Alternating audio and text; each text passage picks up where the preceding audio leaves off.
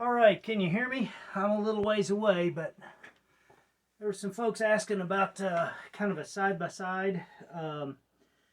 We have a Hatsan Blitz and a Western Sidewinder compact. This is our side-by-side, and there's a price difference. This one is, you can get them remanufactured, repaired for, what, $700?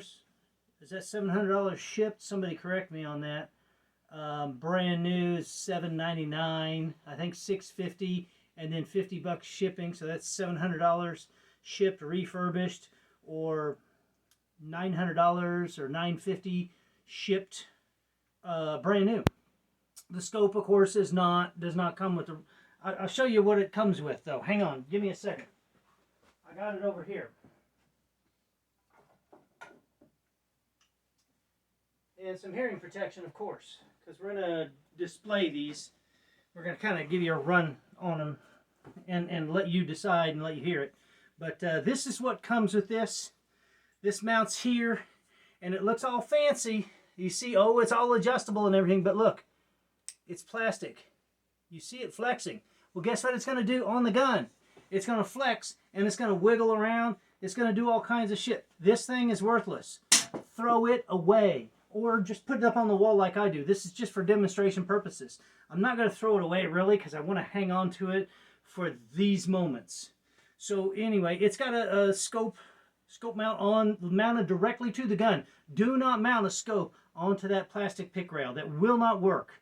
You'll never have a zero. I mean, you'll have a zero, but it'll move around on you. Terrible situation.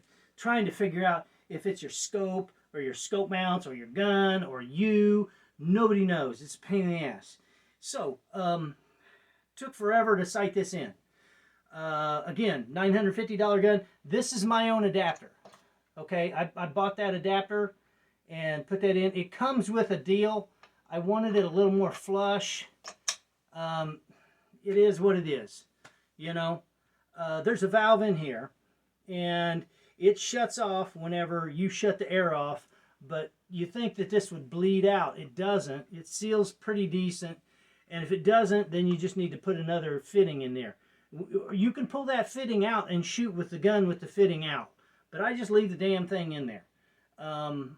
This is a heavy gun. This thing weighs 12 pounds. I got my scales. We'll scale it out. Let's just scale the damn thing out.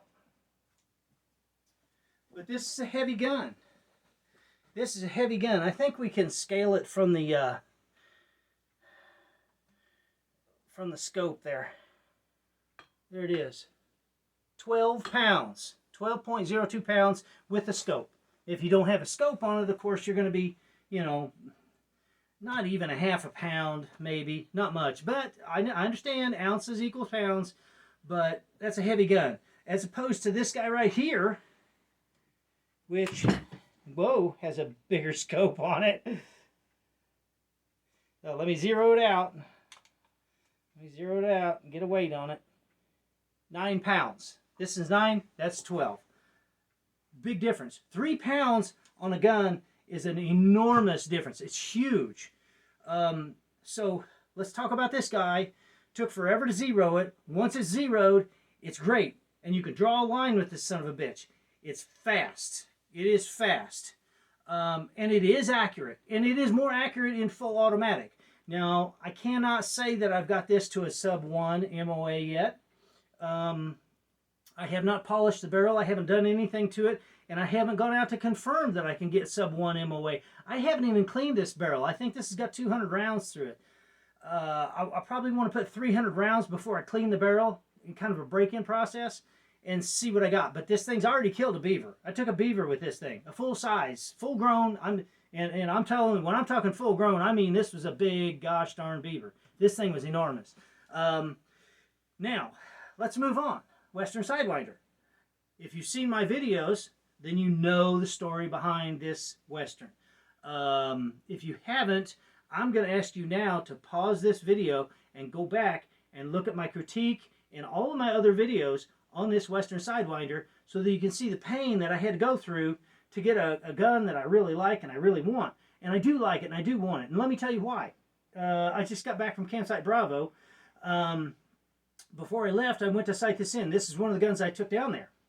And I put this scope back on it like after I got it back from the shop and I knew everything was working and it was functioning. I tried to put a thermal scope on this and come to the realization that the thermal scope is not what I want on this weapon. And I'll go into further detail about that. Anyway, so I put everything back together, slapped the scope on. In 2 rounds, I was zeroed with this scope. 2 rounds.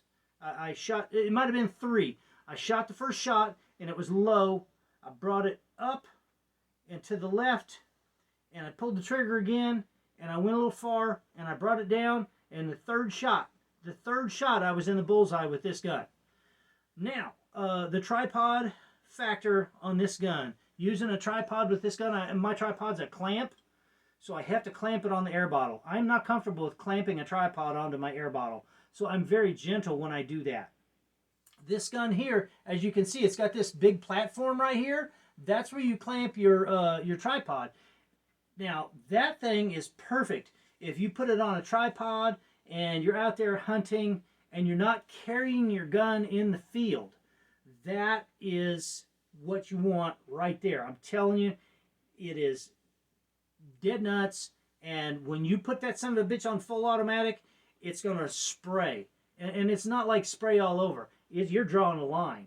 It's good. It's really good. I like it. I'm very happy with it. I've had people say, well, I had to clean the grease out of mine and do this and do that. I haven't done shit to this gun. I haven't cleaned the barrel yet, like I said, but I'm getting there. This thing here, 500 rounds, cleaned the barrel, and then I put a couple hundred more rounds through it, and I wasn't happy with it, so I polished the barrel. And after polishing the barrel, I had a sub 1 MOA. And that's with the short barrel. You see how short? This is the compensator. So your barrel is actually down here, here to here. What is it? 16-inch barrel, 18-inch barrel. You can get the 28, which is going to be out to here. The compensator is going to be out here anyway. But it's a much longer barrel.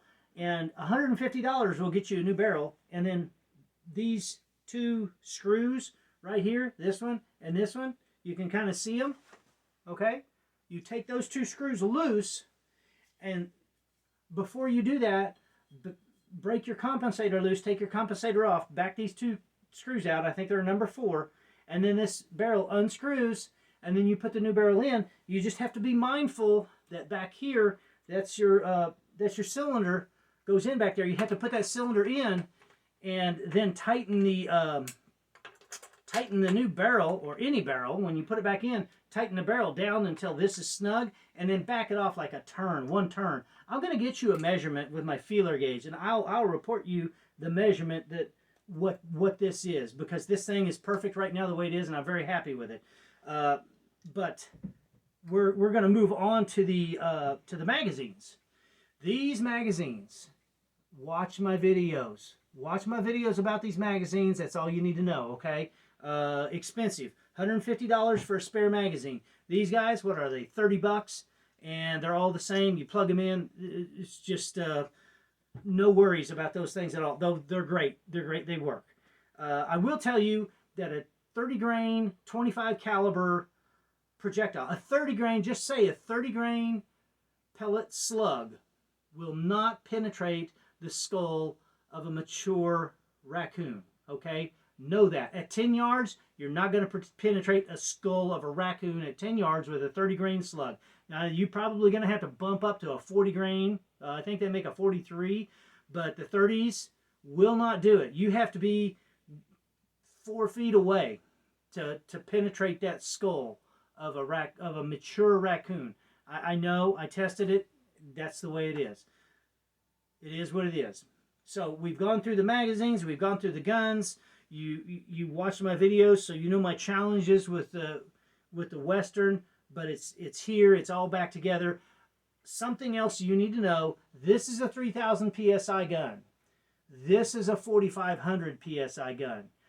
This guy is what? Maybe 900 feet per second max. This guy is maybe 1,300 feet per second, 14 maybe max. Okay, so there's a difference between these two guns when it comes to the pressures that you use. Do not overpressurize this gun. Don't overpressurize either gun. 4,500 psi max. Okay, 3,000 psi max. That is the max. I charge this one to about 4, and I run this one around 3 and 4. Because this is my expensive gun. Let's move on though to the speed, the rate of fire. All right, this is going to give you a little idea of the rate of fire. All right, you ready? Make sure I got my. If you're going to do this, have hearing protection in. Okay, ready? Let me make sure it's on full. It's on fully automatic. Okay, and the safety needs to be off. Safety's right here. Okay, that's fully automatic. Now, this is fully automatic with the Western. Understand, if there's no magazine in the gun, you've got nothing in the barrel. And this one has a cavity here. So the air comes out, it's not going to go down the barrel.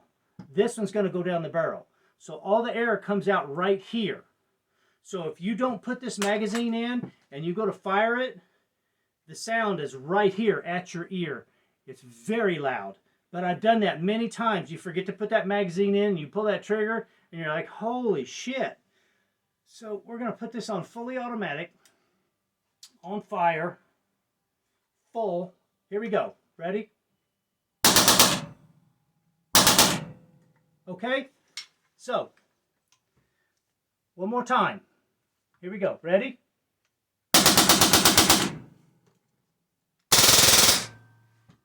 Okay. There you go. I think that's all you need to know about these guns. Did I give you the price on this one? I think it's $2,600 shipped. $2,600 shipped. You might have to pay more for the extra 2 magazines. I can't remember. Now, the final thing, customer service. Don't expect much. Don't expect much. Keep your documents. Keep everything. You pick. I've got both. I love them both. I'm happy with both of them. This thing will draw a line. This thing's a little slower, but semi-automatic. It is dead on. Sub 1 MOA with a short barrel. Imagine what I could do if I bought the longer barrel. Okay? And it's a 5-minute barrel change out. This thing, your barrel change out is what? Half an hour? Maybe more. So, anyway, this is a video for you all. I'm not getting any sponsorship out of this. No bullshit. No nothing. I just want you to be aware of what you got here when you go to pick the gun you're going to have.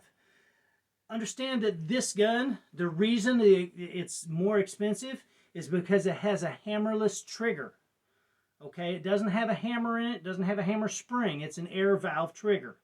So that's what makes it different.